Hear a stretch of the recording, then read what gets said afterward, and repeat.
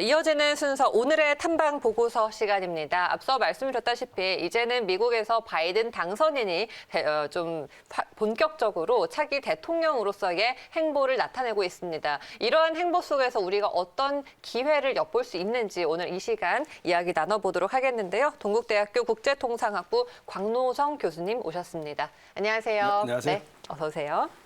자, 본격적으로 바이든 시대가 열렸습니다. 이 트럼프 시대와 비교해서 가장 크게 변화될 점이 뭐라고 보십니까?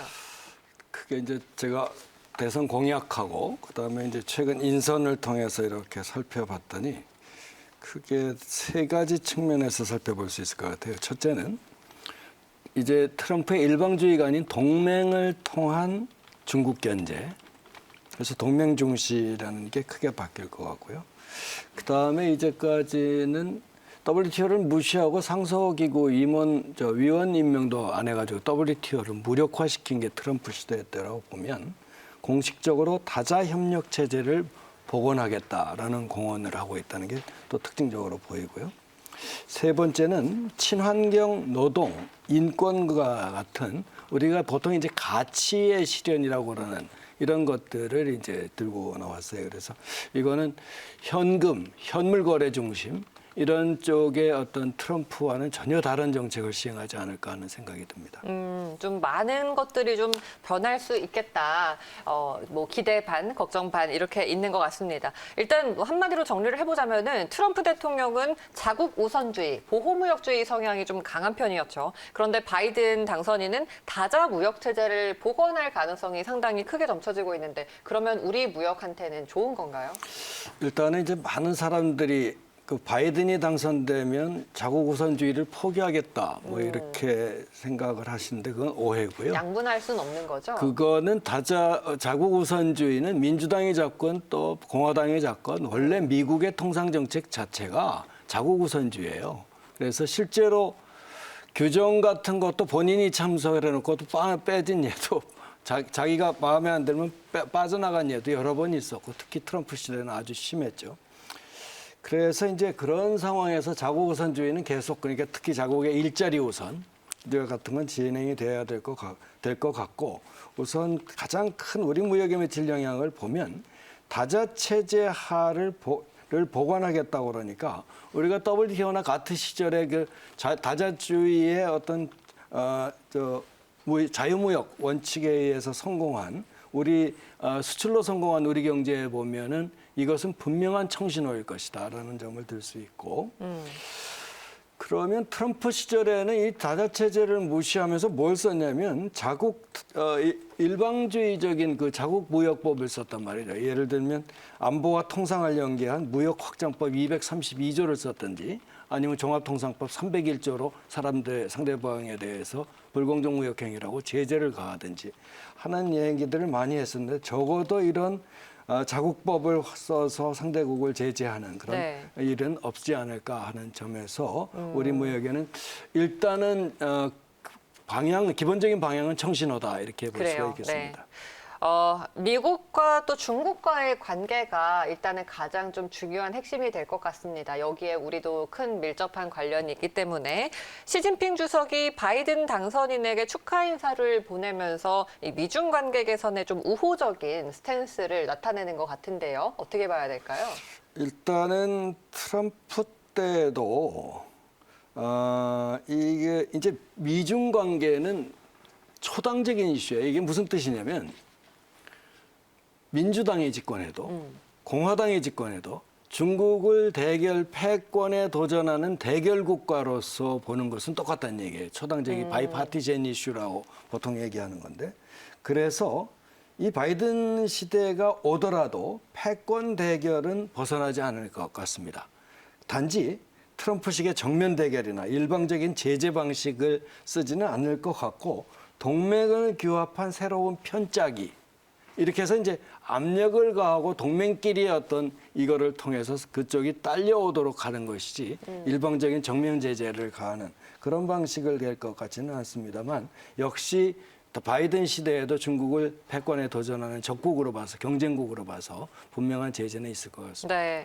그런데 시진핑 주석은 또 독일에게도 자유무역의 러브콜을 보내기도 했습니다. 이거는 여전히 미국을 좀 견제하는 행보로 봐야 될까요?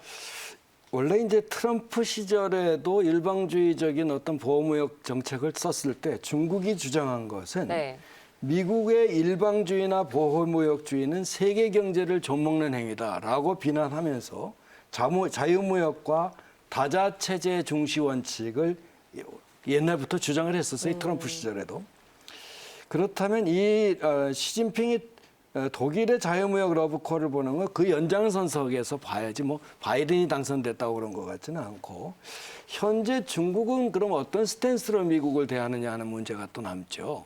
예전에 초창기만 하더라도 시진핑 집권 초기만 하더라도 미국이 밀면 도와주고 또 들어주고 그런 거를 많이 했습니다만 현재는 미국의 단독 패권을 인정하지 않겠다는 것이 중국의 입장으로 바뀐 것 같고 중국은 다극체제에서 아시아에서는 적어도 종주국 역할은 하겠다라는 자세를 보이고 있는 것이 달라진 점이라고 볼 수 있겠습니다. 자, 알겠습니다. 한편 미국에서도 지금 뭐 유럽도 그렇고 코로나19의 확산세가 심상치 않은 상황이 있지 않습니까? 이 바이든 당선인이 대통령으로 취임하자마자 가장 시급한 일이 아닐까 생각이 되는데요. 이게 하나의 또 변수가 될까요? 일단은 바이든이 취임도 아직 안 하기 전에 지금 뭐 아시다시피 7,900만 표로서 사상 최대의 득표수에서 306석이지 않습니까? 그런데도 인수위 구성을 이제 허락을 하면서 간신히 지난주에서야 인수위에서 정보를 주기 시작했단 말이죠. 그때 인수위 구성을 허락하지 않고 지키고 있을 때에도 제일 먼저 당선 거의 확실히 되면서 꾸린 게 코로나 대책반이거든요. 그런 정도로 이제 코로나19는 바이든한테는 가장 중요한 것 중에 하나다.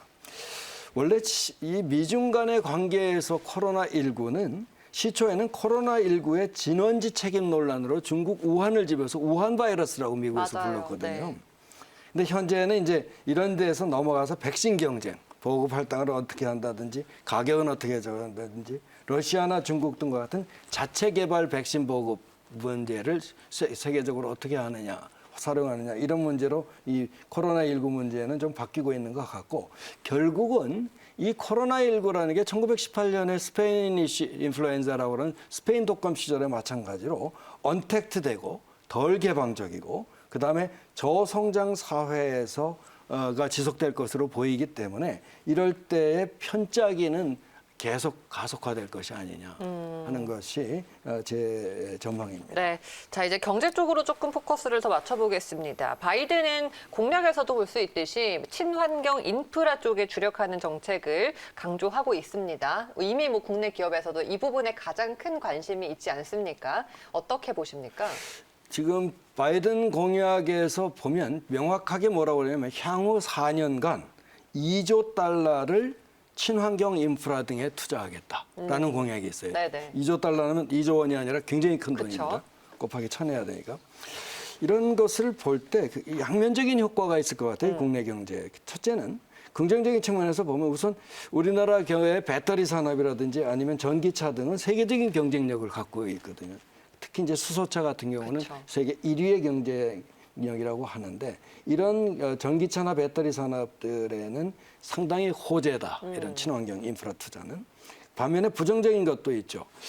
2025년까지 도입하기로 한 탄소 조정세라는 부과를 공약을 한 바가 있어요. 탄소 조정세는 어느 정도의 탄소를 넘어서면 그 수출에 대한 제재에서 관세나 이걸로 이제 부과를 하겠다는 소위 말해서 카본 어저스먼트 피를 부과하겠다는 얘기인데 이런 것은 우리가 이제 수출로 하는데 특히 제조업 수출이 많은 우리 쪽에서는 분명히 부담이 될 것이다 하는 것이 제 생각입니다. 네.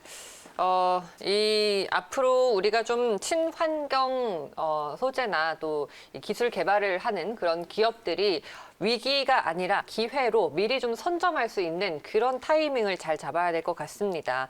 또 바이든은 트럼프 대통령보다 상대적으로 일본의 우호적이다라는 평가를 받기 때문에 우리가 여기에 대해서는 조금 긴장을 하고 있는데요. 한일 간의 수출 관계에 미국이 좀 어느 정도 개입을 하거나 중재를 하거나 이럴 수 있을까요? 일단은 동맹을 중시한다는 측면에서 분명히 이 트럼프 시대보다는 훨씬 한일 관계에 개입을 할 겁니다. 제2의 창인데. 이제는 이제 왜 이런 얘기가 나오냐면 네. 그 바이든의 새로운 스태프들 있잖아요. 장관이나 백악관 보좌관들이 재팬 스쿨 출신인 사람이 많아요. 그러니까 왜냐하면 일본의 친일본적인 그런 스쿨들이 많아서 오바마 시절에서 소위 말해서 전략적 인내라는 거를 통해 가지고 이것도 아니고 저것도 안 하고 나 참고 가만히 있겠다라는 걸 통해서 결국 북은 핵 개발을 하게 됐고 이렇게 됐지 않습니까? 그 과정에서 한국은 소위 말해서 코리아 패싱이라는 게 네. 오바마 정부 때 일어났었는데 네. 바로 이 멤버들이 지금 그대로 이제 백악관에 들어가 있는 멤버들이 되기 때문에 이런 측면에서는 동맹교합 차원에서 개입할 가능성은 크지만 코리아 패싱은 상당히 피하기 위해서 조심을 해야 된다 하는 것을 강조하고 싶고 특히 일본 주도의 이제 CPTPP라고 하는 게 있죠. 네. 환태평양 경제동반자 협정은 원래 미국 주도로 했었고 RCEP이 중국 주도로 했다. 맞아요. RCEP은 타결이 엊그제 됐고요. 그런데 이제 미국이 트럼프 시대에 자기가 주도해놓고 빠져나왔단 말이죠. 바로 이런 상황에서 만약에 재가입을 하게 된다면 이럴 때 우리가 만약에 일본 주도에 미국은 재가입하고 우리가 빠지게 되면 이제 경제 동맹체에서 이제 어떤 누락의 위험이 있는 그런 아주 묘한 것이 있을 수 있어서 결국 동맹교합 차원에서 바이든이 개입을 하더라도 코리아 패싱은 적어도 일어나면 안 된다. 그 방법을 구체적으로 어떻게 우리가 패싱이 일어나지 않도록 해야 될 것인가가 지금 바로 이 시점에서 우리가 고려해야 될 중요한 과제라고 생각이 됩니다. 알겠습니다. 자, 하나 더 짚어볼게요. 월스트리트저널에서 바이든이 유명히 지지를 철회하고 나이지리아 후보에 힘을 실어줄 것이다라는 보도를 했습니다. 기존에는 이제 유명히 후보를 미국에서 지지를 한다라고 해서 나이지리아 후보 대비해서 우리는 좀 미국의 힘을 받는다 이렇게 전망을 했었는데 분위기가 좀 바뀐 건가요? 이게 이제 월스트리트 저널이 아닐 거예요. 제가 이게 볼 때는 워싱턴 트레이드 저널이라고. 아, 그렇습니까? 워싱턴 트레이드 저널에가 6가지예요. 그러니까 저 트레이드 데일리하고 몇 개 이제 6가지가 네. 이제 통상 저널들 거기서 이제 한 걸로 제가 알고 있는데 거기서 이제 바이든 유명의 지지를 철회를 하고 나이지리아 이웰라 후보 뭐 이제 에다가 힘 실을 것이라는 얘기가 있었는데 그 뒤에 이것은 추측 보도인지 그 뒤에 이걸 사이트에 가지고 큰 신문 일간지에서 실어주지를 않아요. 그런 거 보면 이거는 그냥 자기가 어떤 추정 보도인가 아닌가라는 생각이 들고 그러나 분명한 것은 아직 확인된 것은 분명히 없지만 트럼프 때에 비해서 지지 추동력은 이를 것이다. 왜 그러냐면 트럼프가 원래 유명희 장관을 통상본부장을 지지한 것이 아니라 다 끝나서 1차 투표를 제너럴 카운슬에서 끝났을 때 나중에 들어와서 중국이 이제 이웰라 후보를 미니까 중국이 미워가지고 유명희 지지를 선언을 한 그런 상황이었었거든요. 근데 이제 바로 통상 정책에서 전혀 반대의 입장을 취하고 있는 바이든이 당선됐을 때 과연 이 트럼프가 그런 상황에서 컨텍스트에서 유명의 지지를 계속 미룰 것인가 하는 측면에서 보면 이 지지의 어떤 추동력 자체는 잃지 않을까 제 생각은 그렇게 생각이 됩니다. 네, 알겠습니다. 자, 오늘 앞으로 이 바이든 시대가 열렸을 때 우리 한국에는 어떤 영향들이 있을지 광무성 교수님과 전망을 해봤습니다. 오늘 교수님 말씀 여기까지 듣겠습니다. 고맙습니다. 네, 수고했습니다.